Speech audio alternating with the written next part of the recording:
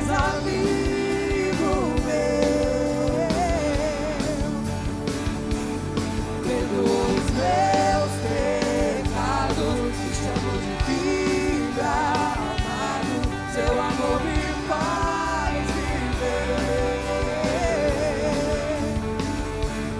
Tu és o Rei da glória, Pai das luzes, que se fez amigo meu,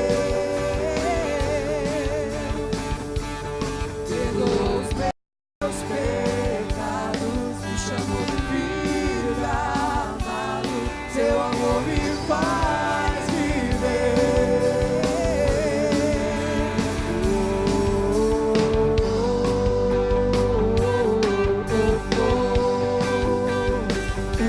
O Senhor é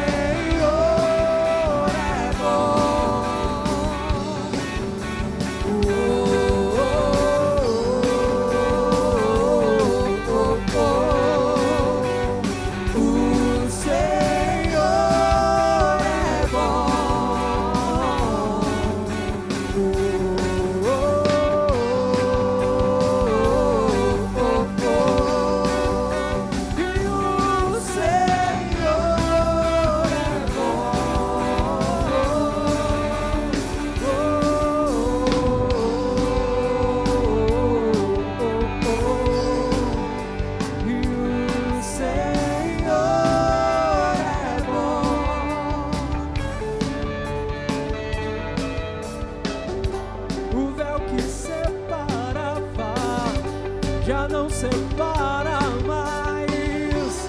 Eu tenho livre acesso à tua presença, Pai. Todos os dias eu quero entregar a ti um novo cântico, pois tu és merecedor de tudo que sou, da graça que sou, te amar me faz tão feliz, príncipe da paz, te amar me satisfaz,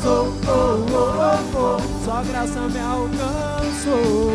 Tu és o Rei da glória, Pai das luzes, que se fez amigo meu.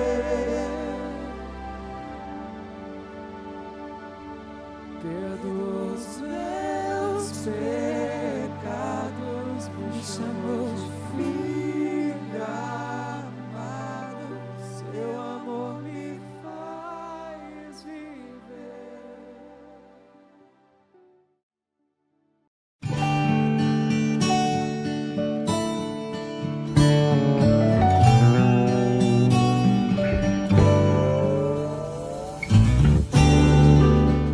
Gênesis capítulo 26, versículo de número 22.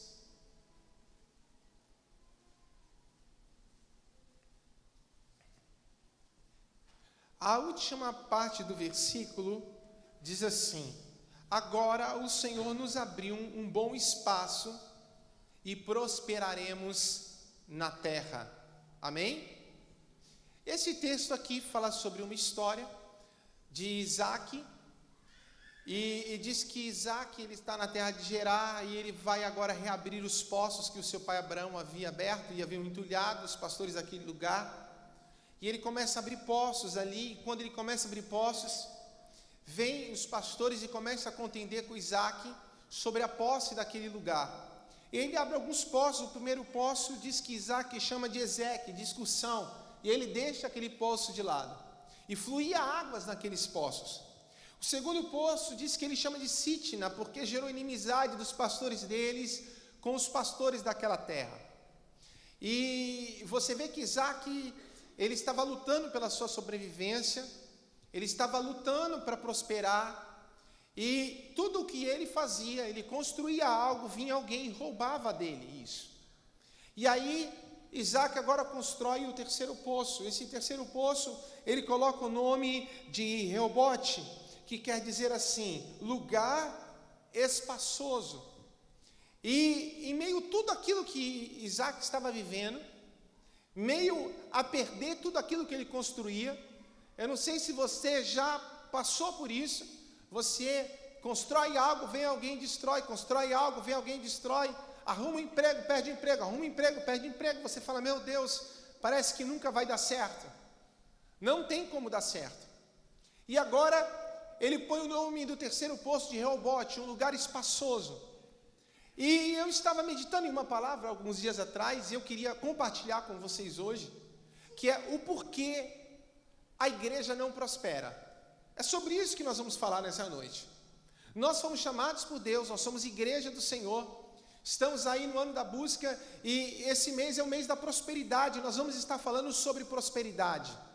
Quando a gente fala de prosperidade, prosperidade nada mais é do que ter sucesso, não é ter dinheiro, é ter sucesso. Sexta-feira o pastor ministrava em Santos, Deus falou muito comigo, e ele falava assim, é andar para frente, é andar em direção a algo. E eu vejo que muitas pessoas estão paradas, muitas pessoas não conseguem andar à frente, não conseguem dar passos à frente. E Deus falava comigo, e eu falava, Deus, mas por quê? Muitas vezes nós somos cristãos, nós somos teus servos e nós não prosperamos. É como se tivesse pessoas que a sua vida andasse em círculo e não conseguem andar para frente. A sua vida está estagnada, a vida sentimental, a vida familiar, o casamento, a sua vida ministerial, a sua vida financeira. É como se não andasse para frente, crentes que estão andando em círculo. E sendo que nós cremos em Deus, ou dizemos que cremos na palavra, cremos em Deus, o tamanho do nosso Deus, acabamos de dizer que o nosso Deus é grande e ninguém explica o nosso Deus. Tamanho o Deus ao qual nós servimos. A Bíblia diz que Deus é poderoso para fazer tudo, diga tudo, muito mais, abundantemente além daquilo que pedimos ou pensamos. Irmão, só se eu servisse um Deus muito pequeno, que eu não poderia acreditar que Deus é poderoso para fazer tudo. E muito mais daquilo que eu posso pedir, pensar ou imaginar, aquilo que não chegou no meu ouvido, ou aquilo que o meu olho não viu, não chegou no meu coração, é o que Deus tem reservado para nós, aqueles que o amam. Só que nós hoje encontramos uma igreja que já talvez não acredite mais nisso, não consiga olhar para Deus como um grande Deus, como um Deus poderoso, talvez porque nós andamos enganados na religião, e a religião muitas vezes nos engana. A religião não traz salvação, quem traz salvação é Jesus, e eu não posso ter uma visão errada do Deus que eu sirvo, o Deus que eu adoro, o Deus ao qual eu busco, um Deus que é poderoso para fazer tudo. Qual é o meu problema? Aquilo que eu preciso, qual o sonho que talvez eu esteja limitado? Nenhum sonho tem limite diante do Deus que servimos, porque Ele é poderoso para fazer tudo. Não existe casamento que Deus não possa restaurar, não existe família que Deus não possa estruturar, não existe situação que Ele não nos permita passar e passar com sucesso. Eu lembro uma irmã, ela chegou, estava aqui na porta da igreja um dia à tarde, e ela não era da nossa igreja, ela passou a tarde aqui, uma mulher muito inteligente, uma professora, e ela falou assim, pastor, eu sempre lhe vejo pela televisão, e eu queria que o senhor orasse por mim, eu estou na igreja há tanto tempo, eu nasci no evangelho, mas é como que se eu não acreditasse mais. No dia do meu aniversário de casamento, as minhas bodas de prata, o meu marido foi embora de casa. Eu estava preparando uma festa e ele foi embora. Aquela mulher em depressão, aquela mulher atordoada, eu falei, vamos orar. Nós vamos orar, Deus pode reverter isso. E aí nós começamos a acompanhar aquela irmã. Passou-se alguns dias, ela falou, pastor, meu marido pediu divórcio. Pastor, o meu marido saiu da cidade. Pastor, o meu marido agora casou. Isso há alguns meses. E era como se um dia a fé dela fosse renovada e no outro dia a fé dela fosse abatida. Será que você me entende? Sabe o que é isso, irmão? Muitas vezes as notícias são ruins. As notícias são desanimadoras. Nós muitas vezes deixamos de crer naquilo que realmente Deus diz para nós que Ele é, aquilo que nós sempre pregamos. E eu falava assim: a única coisa que você tem que estar é firme nas promessas do Senhor Jesus. Firme nas promessas do Senhor. Passou-se alguns meses, e ela orando e buscando e firme em Deus. Eu falei: você tem que crer, cabe a você crer. Um dia ela me procura e fala: pastor, meu marido saiu daquele casamento, viu que era errado e voltou para a casa dele. Eu falei: é isso aí. Espere que Deus está trabalhando. Olha para o seu irmão e diga: Deus está trabalhando. Ainda que eu não veja, Deus está trabalhando.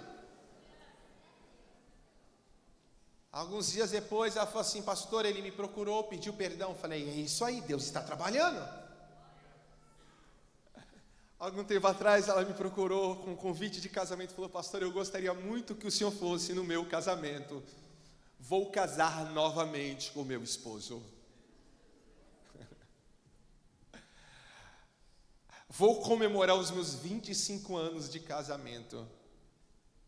Muitas vezes, para quem olhava de fora ou para ela, aquilo seria impossível. No meio da tribulação, da tormenta, existem coisas que para nós é impossível. Mas Deus é grande. Deus é poderoso. E aí eu vejo que Isaac, diante de tantas tormentas, diante de tantas lutas, diante de tantos problemas, ele abre mais um poço e talvez alguém diria assim: será como antes? Eu vou perder tudo novamente. Alguém vai roubar de mim novamente aquilo que Deus está me dando. Mas diz que quando ele abre esse poço, Reobote, grave bem isso, Reobote, lugar espaçoso. Isaac vê um espaço para prosperar.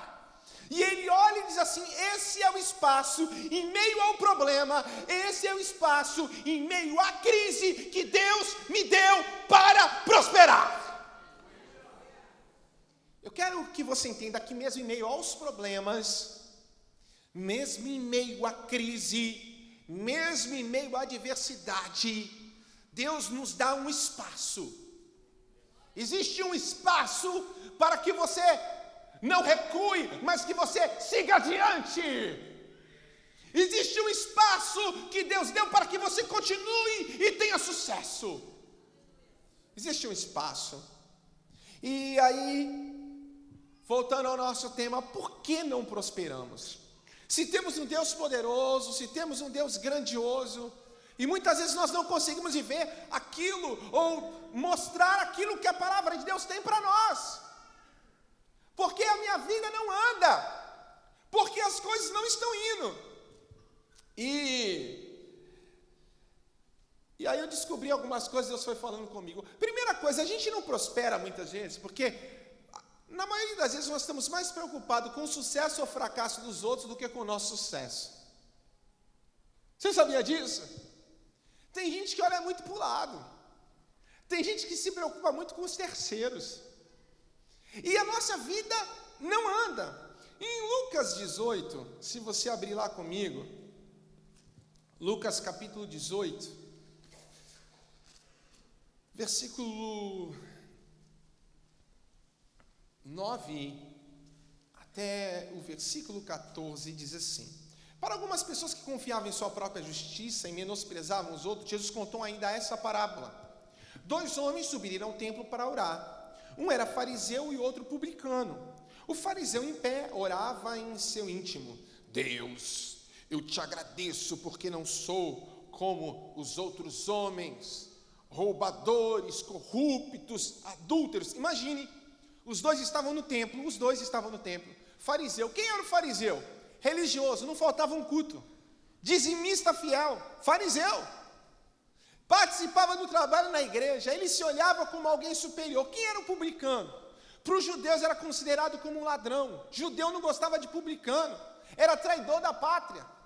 O publicano é aquele que não teve coragem de expressar a sua fé a Roma. Agora vem o fariseu e ele começa a orar, publicano do lado, e fala: Deus, eu te agradeço, porque eu não sou como certas pessoas. pecadoras, que roubam, que adulteram. Obrigado porque o Senhor me livrou de ser como fulano. Aleluia, glória a Deus. Imagina, ele sentindo a presença de Deus ali. Aleluia, glória a Deus. Eu não sou pecador como fulano, que está aqui do lado. Jesus, olha ele aqui, né? E ele começa a orar, eu te agradeço. Nem mesmo como esse de impostos. Obrigado porque eu não sou um cobrador de impostos como esse desgraçado, miserável aqui, né? Eu jejuo 2 vezes por semana. Dou o meu dízimo de tudo quanto ganho. Olha que homem abençoado. Hein? Jejua, ora, dá o dízimo.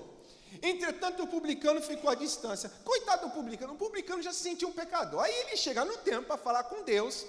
Ele chega ali, ele não consegue nem olhar para o céu, mas batendo no peito confessava: ó Deus, ser benevolente para comigo, pois eu sou um pecador. O publicano, ele começa a olhar para ele. Ele reconhece que ele é um pecador. Ele não está dizendo que ele é bom, ele sabe que ele é errado. Ele sabe que ele tem pecado. E ele diz assim: olha, eu sou um pecador. E aí, Jesus disse: eu vos asseguro que este homem, não outro, foi para a sua casa justificado diante de Deus. Porque todo aquele que se vangloriar será desprezado, mas o que se humilhar será exaltado. E nós, infelizmente, nós estamos passando por um problema onde as pessoas estão olhando mais para o sucesso. Ó, tá vendo fulano? Fulano tem porque roubou. Fulano tem porque está passando a perna na empresa. Fulano, eu não sou igual fulano. Irmão, aí você vê que a vida de certas pessoas não anda. Eu estava conversando com um amigo meu esses dias, e ele disse que estava na igreja dele, e tinha algumas pessoas conversando, e já viu, tem pessoas que se acham que sabem muito. Alguns sabichão, aqueles sabichões. E disse que, ele falou assim: porque eu vejo o pastor fulano, não prega nada. O outro Beltrano, também eu não gosto de Beltrano por causa disso. E disse que naquela hora subiu uma raiva. Falou: Felipe, eu comecei a ver aquilo, foi: a gente permite essas coisas, o diabo vai trabalhando na igreja.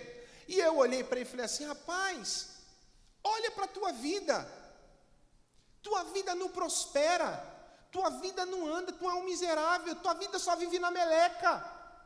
Tu se acha alguma coisa, tua vida está toda enrolada, você só vive enrolado. Olha para você, rapaz. Agora olha para a vida dessas pessoas que você está criticando, que você está falando que não é bom. Eles são abençoados, eles prosperam, eles andam para frente. E sabe por que a sua vida não anda e a vida deles anda? Porque eles nem sabem que você existe.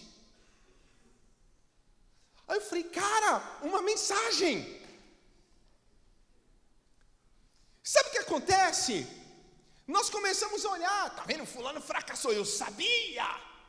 Vivendo a vida dos outros e não olhando para nós. O evangelho não é olhar para o outro, julgar o outro. O evangelho é eu olhar para mim e ver o que eu preciso mudar.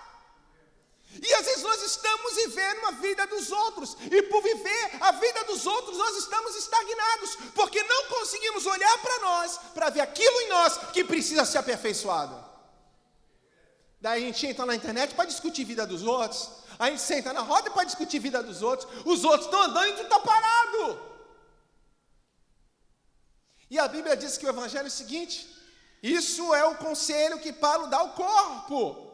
Examine-se o homem a si mesmo, coma do pão e beba do cálice.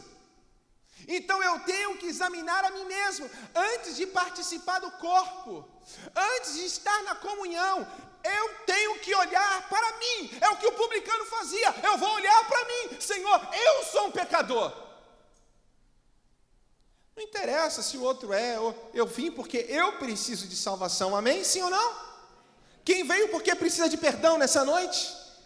Quem veio porque precisa, meu irmão, da bênção de Deus sobre a tua vida? E aí fica olhando para o outro, e aí criticando, sem saber a história, né? E aí nós deixamos de olhar para as pessoas como Cristo olha. Quer olhar para alguém que tem sucesso, olhe para ela como inspiração para a tua vida. Olhe para ela com misericórdia se for um pecador. Mas olhe como Cristo olha, se preocupe em ser transformado. Evangelho não é um monte de regras. Evangelho é relacionamento com Deus. Eu venho para cá para olhar para mim.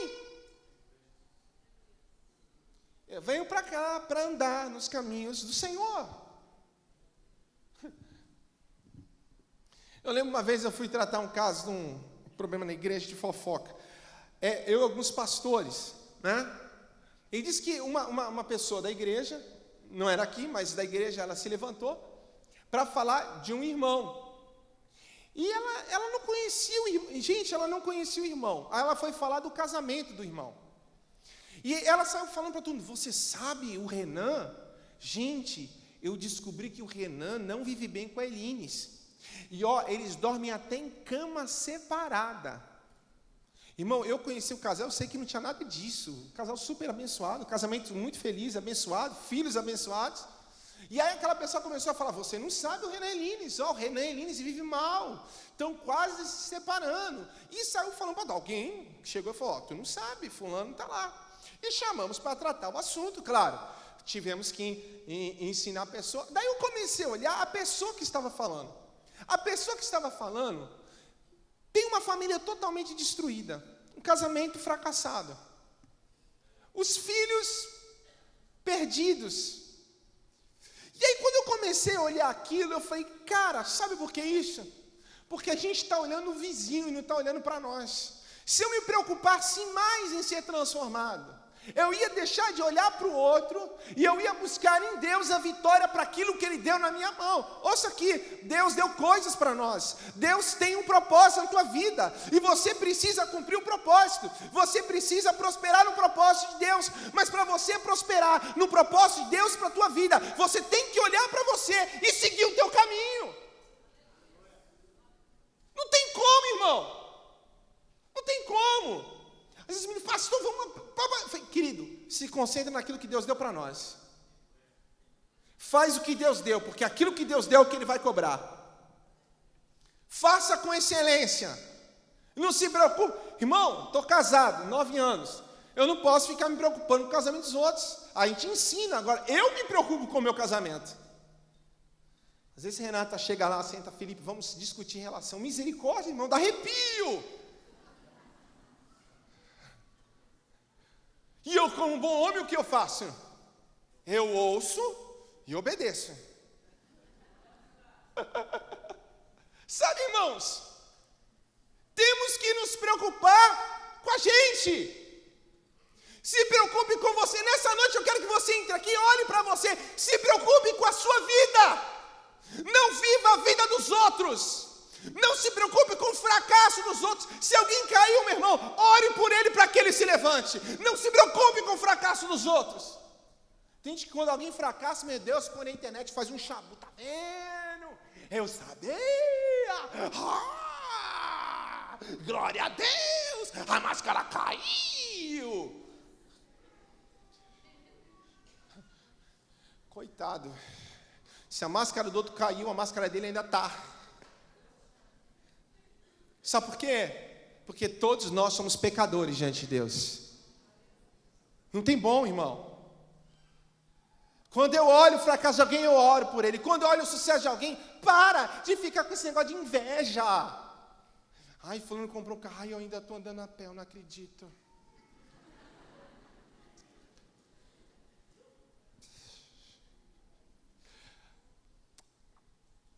Um dia, um funcionário de uma empresa me procurou e falou, meu patrão tem isso, tem aquilo outro, e eu não tenho.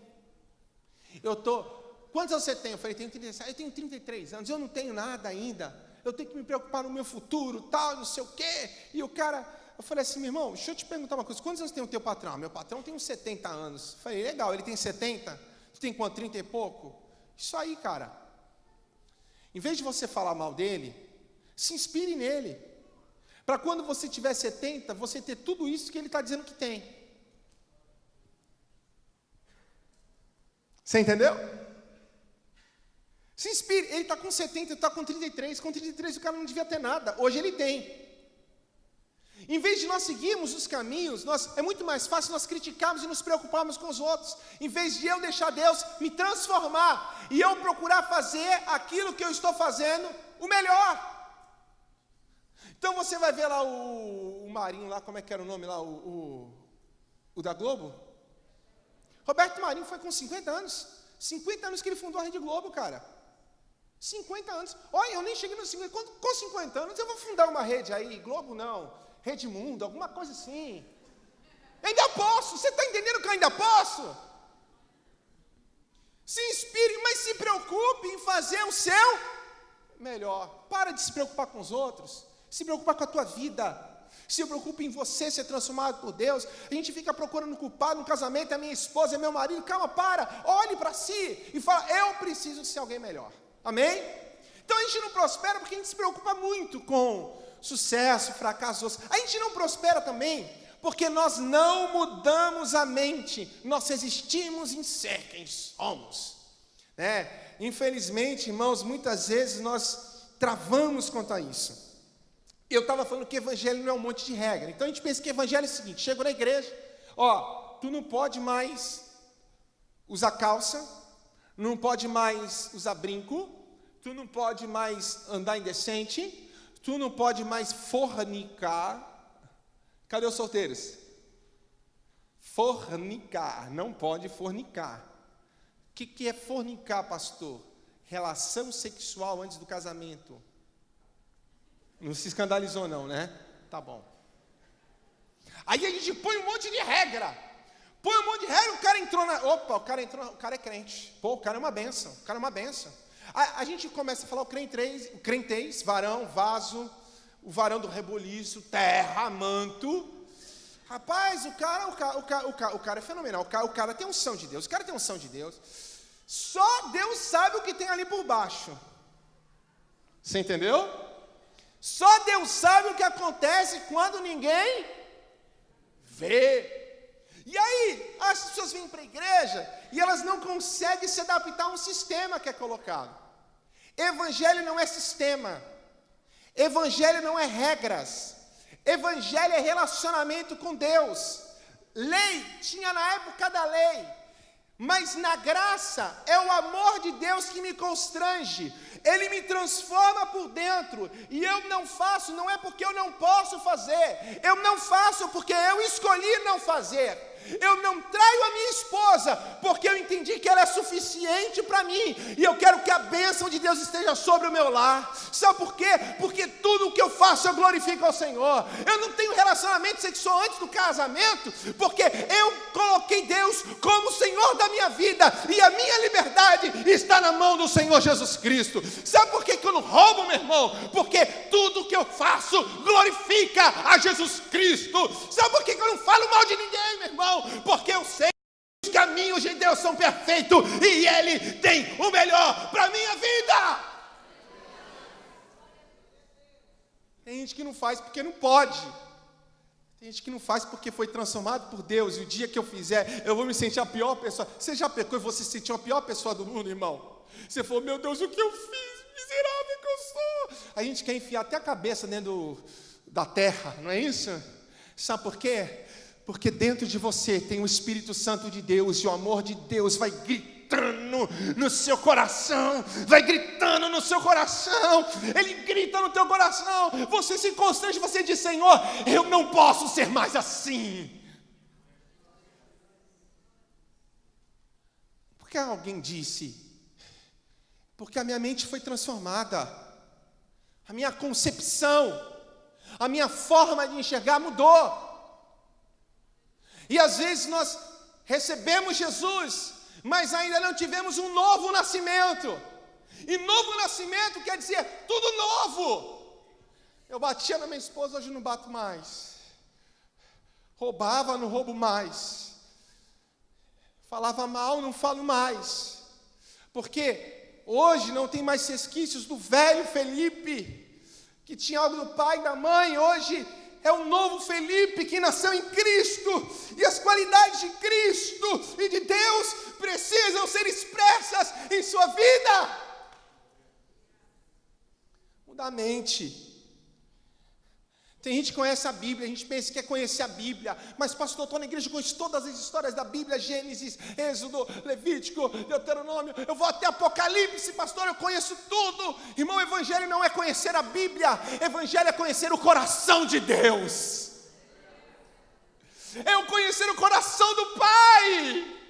Falar, Deus, o que o Senhor tem para hoje? Deus, vamos para onde hoje? Senhor, o Senhor está bradando no meu coração. Senhor, o que o Senhor quer que eu faça? Como eu posso glorificar o Teu nome, Senhor? Mas a gente resiste, não, eu sou assim, eu vou ser assim, eu vou continuar vivendo assim. E Deus está querendo nos moldar, e nós não queremos. Tem muito a ver, muda a mente, como a gente enxerga as coisas. Tem pessoas que veem pessoas como rivais, concorrentes.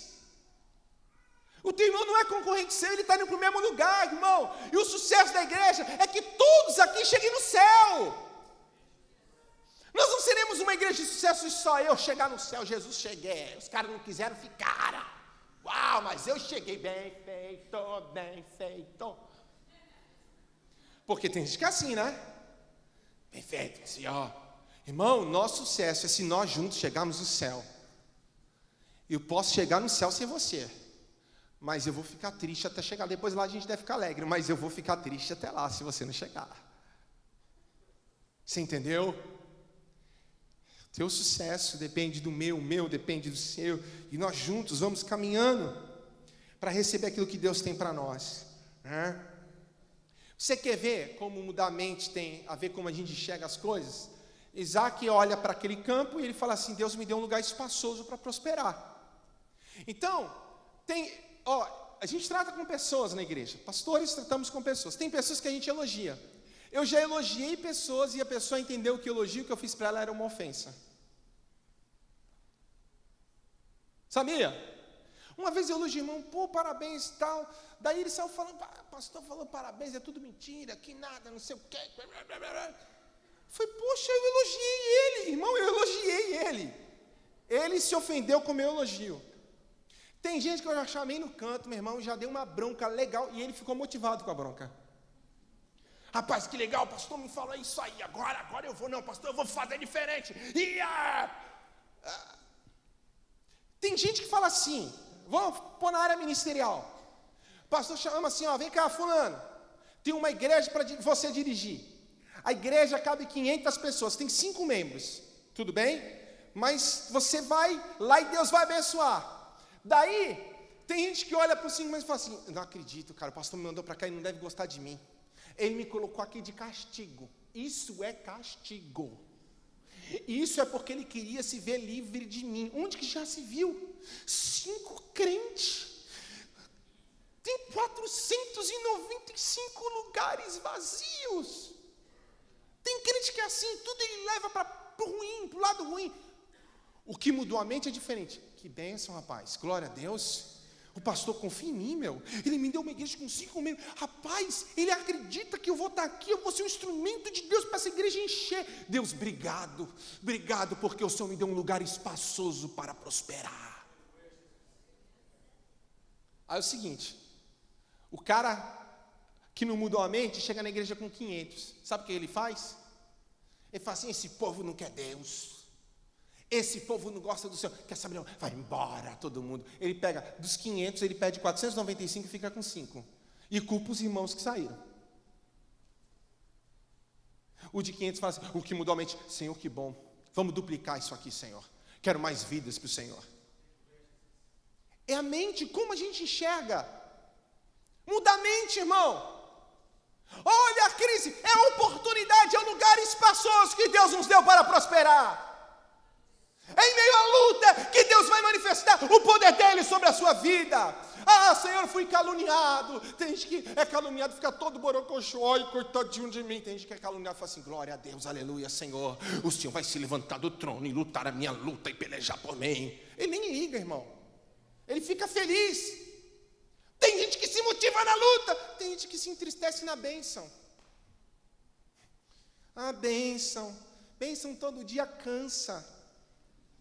Lembra Renata gosta de flores. E aí ela falou, eu gosto de flor, Felipe, você... Aquelas excursão de relacionamento, né? Aí, Felipe, eu gosto de flor, você tem que me dar flor. Eu falei, tá bom, vou dar flor. Ela gosta de rosa, né? O que eu fiz? Toda semana eu ia lá, comprava uma rosa para ela. A primeira semana, ai, Felipe, obrigado. Segunda semana, ai, tá bom. A terceira, ai, obrigado. Ai, tá bom. Eu falei, amor, tu não mandou comprar rosa para você, porque homem é literal. Estou te dando rosa toda semana e você está fazendo essa cara, você tem que falar, obrigado. Sabe como é que é, né? Aquela festa, você é o melhor marido do mundo e tal. É o que todo homem espera, né? Daí ela falou assim, sabe o que rosa todo dia? Eu falei, rosa todo dia pede a graça, Felipe. Eu falei, nunca mais te dou rosa. Uma hora que é rosa, outra hora não quer rosa. Complicado a gente homem entender essas coisas, né? Eu fico pensando, Deus quer nos entender. Cabe a nós absorvermos a mente de Cristo, irmão. Mas transformai-vos. Não existe uma igreja transformada verdadeiramente se o nosso entendimento não for renovado por Deus. Transformai-vos pela renovação do vosso entendimento. Eu tenho que saber dizer, Senhor, o que o Senhor quer mudar em mim. Me ensine a ver como o Senhor vê. Me ensine a pensar como o Senhor pensa. Me ensine, Senhor, me ensine. Sabe? Deixa eu falar uma coisa, entenda isso. Quem conhece Deus, pense como Deus. Deus tem o controle de tudo, sim ou não, amém? Quando você for perseguido, quem está no controle? Quando você perder o controle, quem está no controle? Quando você tiver dinheiro, quem está no controle? Quando você perder o dinheiro, quem está no controle? Então saiba de uma coisa, irmão, se Deus está no controle, a crise pode vir, mas ela vai passar, e você vai chegar aonde Deus quer que você chegue. É isso que temos que entender. A minha vida está... Aí tem gente que fica com medo. Ai, eu estou com medo. Fizeram um trabalho para mim. Olha, fizeram um trabalho para minha avó. Olha, irmão, para com isso. Nós entregamos a nossa vida nas mãos do Senhor. Deus tem o controle da nossa vida. Diabo nenhum tem o controle da sua vida. A gente não tem medo de nada. Tem medo de nada, irmão. Se Deus está conosco, o Senhor dos exércitos está conosco. O Deus de Jacó é o nosso refúgio, a nossa fortaleza. O socorro bem presente na hora da angústia. É que a gente vem para Cristo e continua pensando como o sistema do mundo nos impõe. Sim, evangelho é loucura. Ou crê ou não crê. Ou você vive o que Deus tem para você, ou você não vive. Então, eu vejo que existem pessoas que estão em Cristo, mas a sua mente, seus pensamentos estão atrofiados. Já viu uma mão atrofiada? Ela não chega onde tem que chegar, ela não faz o que tem que fazer. Os movimentos estão comprometidos. Pessoas que a mentalidade está atrofiada. O pensamento está atrofiado. E o que Deus faz? Deus quer desenvolver os nossos pensamentos. Deus quer desenvolver o nosso entendimento. Deus quer exercitar o nosso entendimento. Alguém já fez academia aqui? Gosta de academia? Quem aqui é bom na academia aqui? Zu? Quem mais? Cadê os musculosos da igreja aqui? Rapaz, Renatinha sempre foi rata de academia, né? Aí um dia ela me convidou, vamos fazer academia? Vamos. Uma semana, irmão. Eu fiz uma semana o máximo de academia que eu fiz. Como é que é? E começa lá. Pô, fui pegar... Qual foi que eu fui pegar, rapaz? A mulher colocou 5 quilos. Poxa, eu sou tão fraco assim. Porque você não pode aumentar o peso de uma hora. Você tem que ir aumentando aos poucos. Vai desenvolvendo. E chega em casa todo dolorido, todo quebrado, né? Já viu? Fica dolorido. Quem foi à academia? Primeira semana. Aí aumenta o peso, mas todo quebrado. Irmão, Deus está trabalhando em nós. Aí Deus manda um problema. Para que o problema? Para que você resolva. E quando você resolver isso, não vai ser mais problema para a tua vida. Aí Deus vai te mandar um problema maior. Glória a Deus pelo problema maior. Glória a Deus, diga glória a Deus. E você vai resolver. Isso não vai ser mais problema para você, porque Deus está contigo. Mas se eu não mudar a mente, não entender que Deus está trabalhando, exercitando meu entendimento, a minha mente, eu vou ficar parado e atrofiado e eu não vou crescer.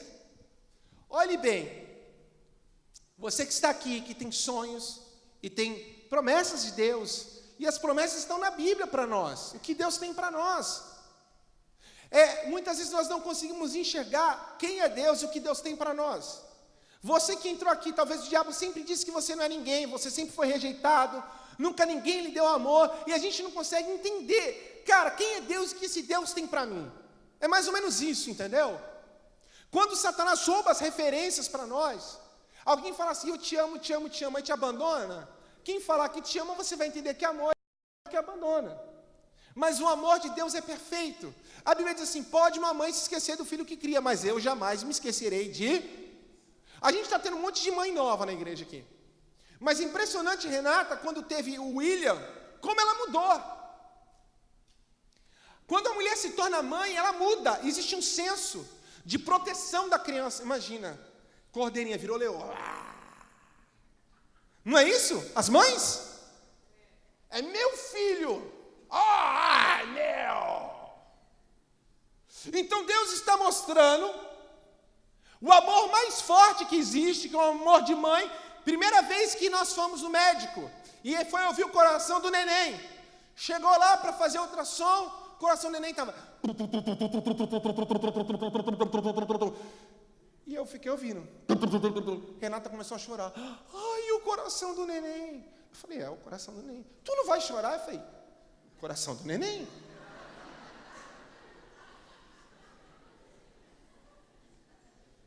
Porque a mãe desde quando descobre, ela é mãe, é meu filho. O pai quando nasce, meu filho, que lindo.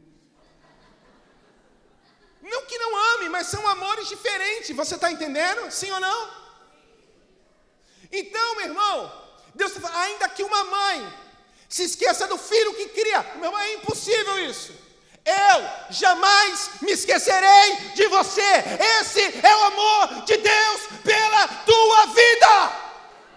Aleluia! Glória a Deus!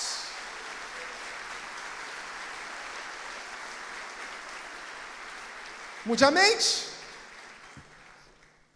Deus vem para Abraão e fala, Abraão, eu tenho coisas grandes para você. E Abraão, glória a Deus, amém? É a mesma coisa chegar para você assim, irmão, Deus tem coisas grandes para você. Hein? Girino, Deus tem coisas grandes para você, amém? Glória a Deus, coisas grandes. Coisas grandes. Mas Abraão ainda não tinha entendido. Ele precisava exercitar a mente. Ele fala assim, olha as estrelas do céu. Conte-as. Conte-as. Eu quero que você saiba o que eu tenho para você, conte-as. Olha as áreas do mar. Você consegue contar? Conte. Assim será a sua descendência. Ele começou 1, 2, 3 vezes, não conseguiu contar. Deus falou, conte, veja, é isso que eu tenho para você. Você que está aqui nessa noite, Deus quer mudar sua mentalidade, Deus quer mudar sua mente e mostrar para você que Ele é grande e o que Ele tem para você, Ele é poderoso para realizar. Sabe o que me dá a motivação? Muitas vezes quando estou desanimado, sabe o que me dá a motivação? Muitas vezes quando a minha fé é colocada à prova, é olhar para aquilo que Deus prometeu.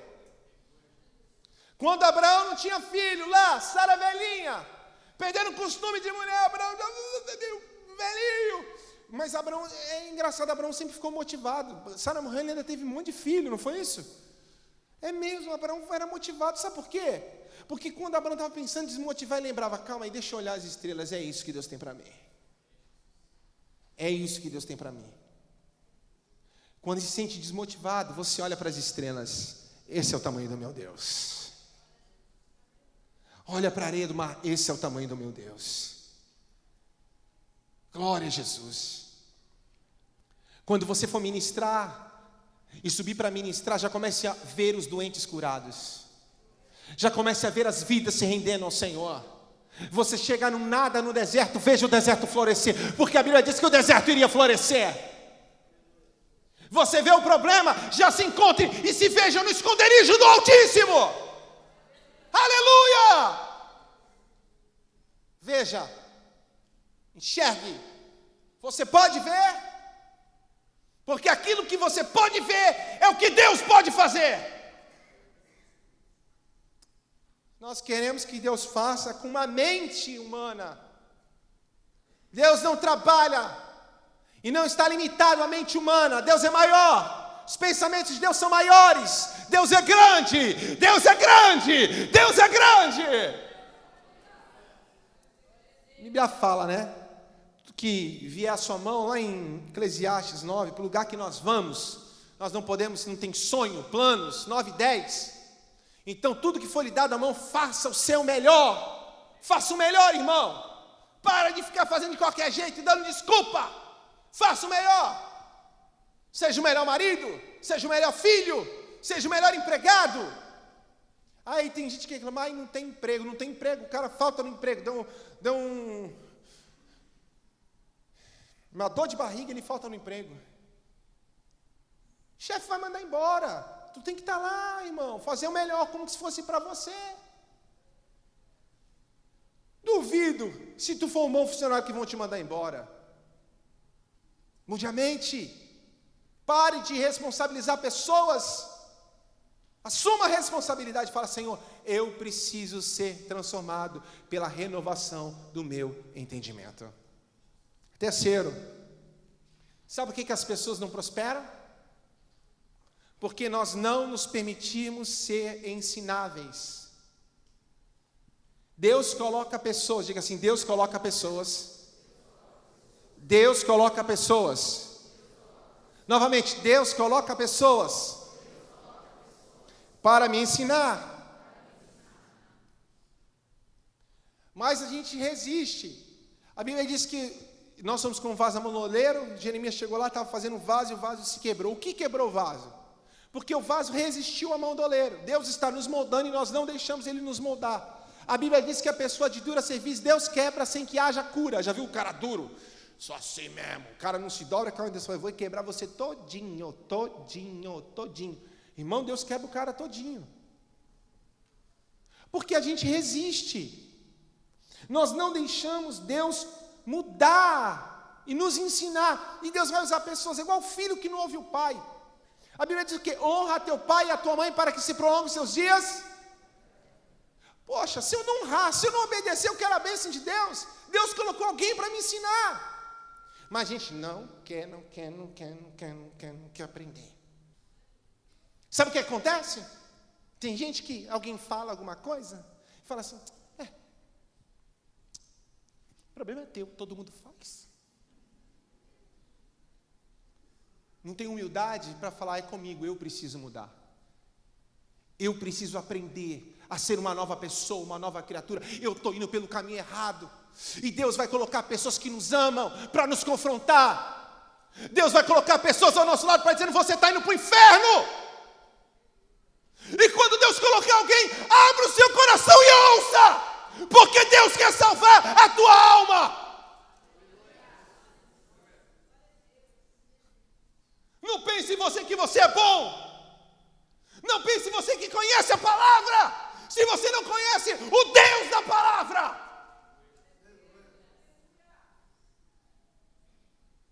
Só porque a gente não prospera. Porque Deus coloca pessoas para nos ensinar. Pessoas que dão a vida por nós. Pessoas que correm o risco de perder a nossa amizade. Pessoas que correm o risco de falar algo e nos chatear, mas Ele assume o risco porque nos ama, e nós não valorizamos o amor daqueles que têm demonstrado amor por nós. Quem te ama não é o cara que diz faz.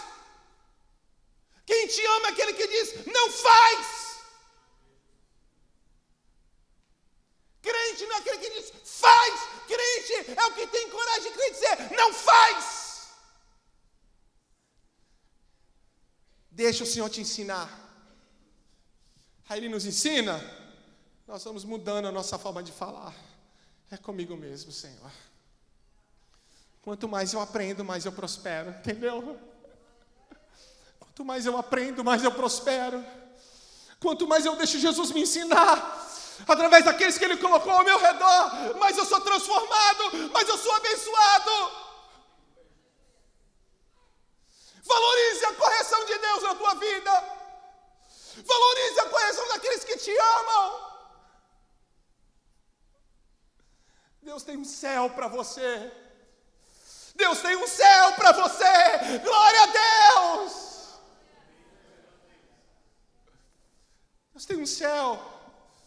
Deus tem um céu, meu irmão.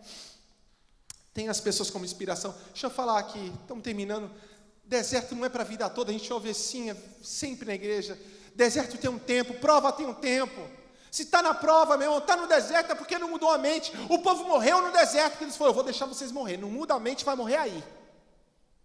Tem crente que está morrendo no deserto porque não resiste à mão de Deus, resiste ao ensinamento do Senhor, resiste à bondade de Deus e à misericórdia do Senhor. Sabe? Deus tem um tempo em tudo na nossa vida, mas nós temos que aprender a assimilar para na hora da prova colocar em prática. Se a tua prova não chegou, vai chegar para você pôr em prática, hein, irmão? Porque evangelho não é teoria, é prática. Vivência, dia a dia, fé em fé, glória em glória. Eu cantarei com os anjos uma nova canção e seguirei o caminho do teu coração. Saciarei minha sede nos teus rios de amor e buscarei o teu rosto onde quer que for. Eu te amo mais que tudo, corro para ti. Não há outro que me enche de